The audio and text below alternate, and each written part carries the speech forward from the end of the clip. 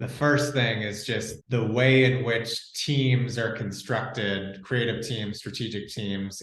What does the modern agency look like? What I've seen over the last year and a half is this rise of what I would call these creative collectives, where it's like a core group of really seasoned, smart people who then have a constellation of specialists and experts from around the world. And if I'm a client, what I'm getting from that is I'm not paying for the agency glut that sometimes you expect. There's less overhead. I know I'm getting the A team. I know that if these were all independent contractors, I know I'm getting an army of entrepreneurs who know how to be self-starters. So I think that will only continue to be an in vogue model.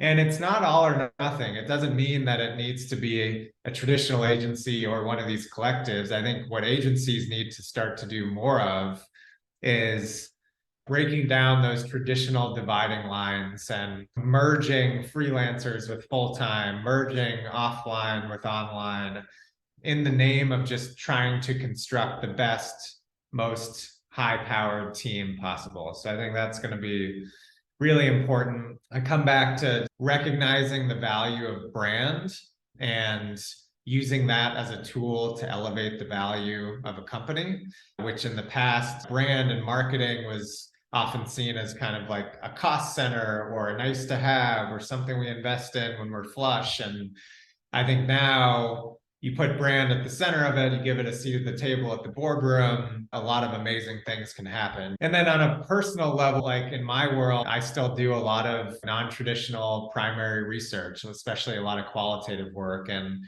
there's a pretty cool thing that's happening right now in the research world where non-researchers are designing better research experiences that are long overdue. And so all those stigmas around the primary research process, that it's long and dry and drawn out and expensive to get to understand the customer, those are all starting to go away. And the ability for brands to get closer to the minds and truth of a consumer on an ongoing basis is just going to be a lot more accessible